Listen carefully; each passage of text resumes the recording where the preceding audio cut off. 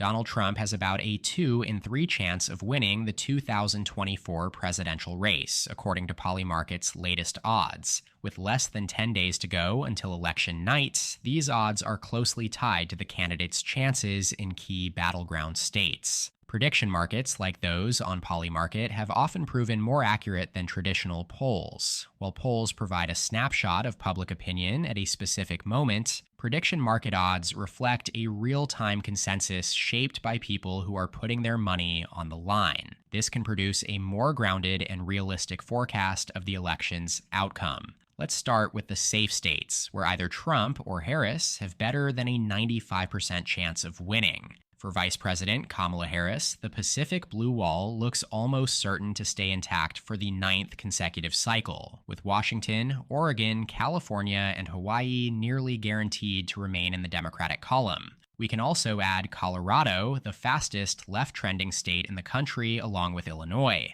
In the Northeast, Harris holds strong advantages in Maine's 1st Congressional District, New York, Vermont, Massachusetts, Rhode Island, Connecticut, New Jersey, Delaware, Maryland, and the District of Columbia. Each of these solid blue states were carried by Joe Biden by at least 15 percentage points in 2020, and altogether they combine for 191 electoral votes, a baseline total that Harris can almost certainly count on securing come election night. On the other side, Donald Trump has his own set of safe states. He's virtually certain to win in North and South Dakota, Montana, Idaho, Wyoming, and Utah. Nebraska's statewide election, as well as its 1st and 3rd districts, are safely Republican, as are Kansas, Oklahoma, Missouri, Arkansas, Louisiana, Mississippi, Alabama, Tennessee, and South Carolina. Rounding out Trump's safe states are Kentucky, Indiana, and West Virginia, all reliably in his column.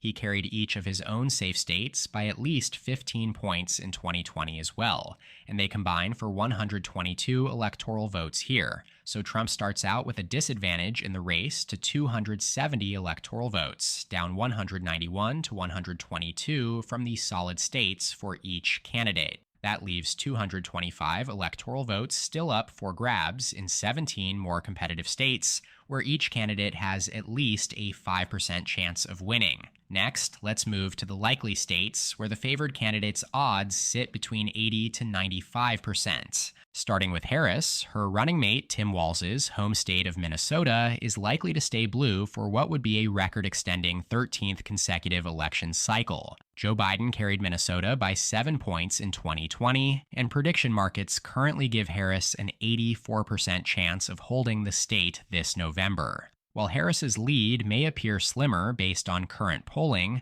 she leads by less than 5 points in an average of the last 4 polls, with individual margins ranging from +3 to +6. The absence of any poll showing Trump within the margin of error suggests Minnesota isn't truly in play. Harris is also very likely to hold New Mexico, with its 5 electoral votes. Biden won New Mexico by 11 percentage points in 2020, and Harris is seen as the heavy favorite again with an 87% chance of winning, according to the latest odds. Harris's polling advantage here sits at 7.7%, based on 3 polls, each showing her ahead by at least 6%. Back on our map, Harris is also favored to hold Nebraska's 2nd congressional district, where Democrats currently have an 84% chance of extracting an electoral vote out of deep red Nebraska. Joe Biden flipped this Omaha-based district by 6.5 points in 2020, and it's rapidly trending left with a growing proportion of college graduates. Harris is also likely to hold Virginia with its 13 electoral votes. Virginia went for Biden by double digits in 2020, yet while he remained in the race here in 2024, the polls showed Trump not only within striking distance, but outright leading in the final average prior to the president dropping out of the race. Yet now Harris has expanded the Democratic lead to its largest margin all cycle, 6.4%, based on the last 6 polls. The betting markets, meanwhile, seem to reflect that positive trend for the VP as well, giving Democrats an 83% chance of holding Virginia as well. Finally, up in New England, both New Hampshire and the statewide race in Maine are also likely to go to Harris. She's got an 82% chance of holding New Hampshire and an 87% chance in Maine. These two tend to be the only semi-competitive races in this otherwise deep blue region, outside Pennsylvania, of course, but New Hampshire still went for Biden by 7 points in 2020 and Maine by 9. That wraps up the likely blue states, raising the VP's electoral tally to 226, still 44 votes shy of the magic number needed to secure the presidency, 270. Now, as for the likely Trump states, let's start with Alaska. Trump is almost certain to win here with a 94% chance according to the latest odds, just a point down from entering the safe column. Alaska has only gone blue once in its entire history as a state, though Trump's 10-point margin in 2020 was the narrowest for a Republican in 60 years. Returning to the map, we turn to the Midwestern tandem of Iowa and Ohio, both of which are likely to stay in Trump's column. These states voted for Barack Obama in both 2008 and again in 2012, serving as key bellwethers during that time. However, they've swung hard to the right since then, with Trump winning both by at least 8 points in 2016 and 2020. Currently, Trump also has a 94% chance of winning Iowa and a 94% chance of carrying Ohio, according to Polymarket's latest odds. Trump also has a 94% chance of winning Maine's 2nd congressional district, a district he carried by 10 points in 2016 and by a narrower but still comfortable 7 points in 2020. This district is among the most rural and whitest in the country, both factors suggesting it could become even more favorable for Republicans in the future. Moving down south to Florida, Trump is heavily favored to keep the Sunshine State in the Republican column for the 4th consecutive cycle. With its 30 electoral votes, 3rd highest in the nation, Florida has long been the quintessential swing state, having been decided by less than 6 points in each of the last 8 presidential cycles. However, it's now strongly leaning Republican after Trump expanded his margin of victory in 2020. In the 2022 midterms, both Republican Governor Ron DeSantis and Senator Marco Rubio were reelected by margins exceeding 15 points, signaling an even more pronounced rightward shift in Florida's political landscape. Currently, Polymarket gives Trump a 94% chance of winning Florida, the best odds he's seen all cycle, aligning with the polling average where he leads Harris by 8.4%, with 2 recent surveys even showing double-digit leads. Finally, let's turn to Texas, the 2nd largest prize on the map with 40 electoral votes, which is also likely to go to Trump. In 2020, Biden won 46.5% of the vote in Texas, the highest for a Democrat since 1976. But while urban areas like Dallas and San Antonio continue to trend blue, Republican gains among Hispanics in the Rio Grande Valley have diminished Democratic hopes of flipping Texas anytime soon. Polymarket places Trump's chances of winning Texas at 94%, consistent with other likely red states. With Texas and Florida in Trump's column, his electoral count jumps to 219, just 7 shy of Harris, who still stands at 226. This leaves 93 electoral votes across the 7 pivotal battleground states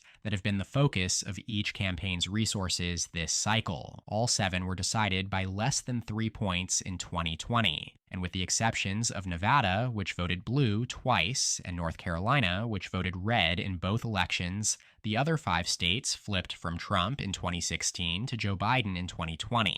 Moving into the lean category, we have 3 states with a 70 to 80% probability of favoring Trump: North Carolina with 15 electoral votes, Georgia with 16, and Arizona with 11. Together, these 3 bring Trump to 262 electoral votes, just 8 shy of the presidency. Starting with Arizona, the only battleground where Trump has consistently led in the polls since Biden stepped aside, he currently holds a 1.5-point lead based on an average of 9 surveys. This trend is also clearly reflected in the odds, with Trump's probability of winning currently sitting at 73%. You can clearly see a consistent upward trend here, culminating in his best odds here to date. In 2020, Arizona flipped blue for just the 2nd time in 70 years, driven by the rapid growth and diversification in Maricopa County, home to the Phoenix metro area. However, Biden's win was razor thin with a margin of only 0.3%. Arizona's underlying Republican lean remains strong, as reflected in Trump's current edge in both polling and prediction markets. Next, Georgia, the closest state in the 2020 election, decided by a razor thin 0.2% margin. Similar to Arizona, its leftward shift has been driven by the rapid growth and diversification of its largest population center, Atlanta, where record turnout among black voters barely tilted the state to Biden.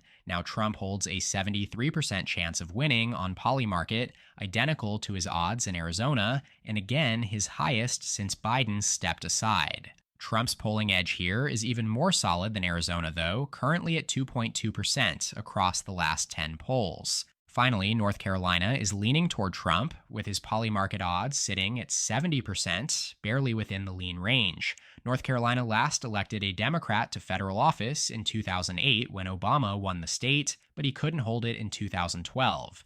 In each of the last 8 presidential and Senate races have gone to the Republican by less than 6 points. North Carolina remains consistently competitive, yet Republican-leaning, reinforcing its position in the lean Trump category. With 4 states remaining, Trump could secure 270 electoral votes by winning any one of the core Rust Belt trio, Pennsylvania, Michigan, or Wisconsin. These 3 states, which backed Democrats in every election from 1992 to 2016, flipped to Trump in 2016 by margins of less than a point and were pivotal in his win. Biden returned them to the blue column in 2020, making the difference in his victory. In 2024, they're likely to be decisive again. Harris needs to hold all 3 to reach 270, while Trump only needs to break through in 1. Before we dive into them, a quick reminder, only about 20% of you are subscribed, so please take a moment to hit the free subscribe button below for more content like this leading up to Election Day. On Polymarket, Trump holds a slight edge in all 3. His odds are 57% in Wisconsin, 54% in Michigan, and 60% in Pennsylvania. In Pennsylvania, Trump leads by 0.6% in the polling average across the last 12 surveys, with 8 showing Trump ahead and 4 favoring Harris, though all are within the margin of error. This marks Trump's longest lead over Harris since late August, suggesting a clear momentum shift in his favor in this crucial state. Meanwhile, in Michigan, Trump leads by an even narrower margin of 0.2% based on the last 9 surveys. Again, this is a concerning trend for the Harris campaign, as she had previously led Trump by at least a point or 2 since late July. Finally, looking at Wisconsin, the Real Clear polling average shows Trump with an identical lead at 0.2%, with 6 of the 9 polls included here showing the 2 candidates exactly tied. Now, while Michigan is generally seen as the most fundamentally Democratic of the 3 Rust Belt states, Wisconsin's demographics lean more Republican. Wisconsin is whiter, more rural, and has a lower share of college-educated voters, making it a natural point of strength for Trump, especially if he overperforms with the white working class, as he did in 2016 and in 2020. Notably, Trump overperformed the final polling averages here in Wisconsin by more than 6.5 points in both of his previous campaigns. Pennsylvania, on the other hand, is widely seen as the most likely tipping point state. Nate Silver gives it a 32% chance of determining the election outcome, double that of Michigan. If Trump wins Pennsylvania, as shown here, his chances of reaching 270 increase significantly. Harris, on the other hand, would need to win every remaining battleground and flip a Trump-leaning state to remain competitive. Yet based on the latest prediction market odds, Trump is now narrowly favored in Wisconsin, lifting him to 291 electoral votes, comfortably over the 270 threshold needed to secure a second non-consecutive term. Meanwhile, Michigan remains in the toss-up column, with neither candidate holding a better than 55% chance of winning. As for the final state on our map, Nevada, with its 6 electoral votes, Trump is again favored on Polymarket, with a 64% chance of winning. That means that it also gets placed in the tilt Republican category, lifting Trump's final projected tally up to 297 votes, leading Harris's 226, with 15 votes in Michigan in the toss-up column. As always, feel free to let me know in the comments what you think of this map, and suggest any other videos or topics you'd like to see in the future. That does it for today's video, though. Shout out to my channel members in the description below. Make sure to subscribe to my channel down below, and please leave a like on the video if you enjoyed it. You can check out more content from my channel here, and as always, thank you so much for watching. I'll see you next time. EP out.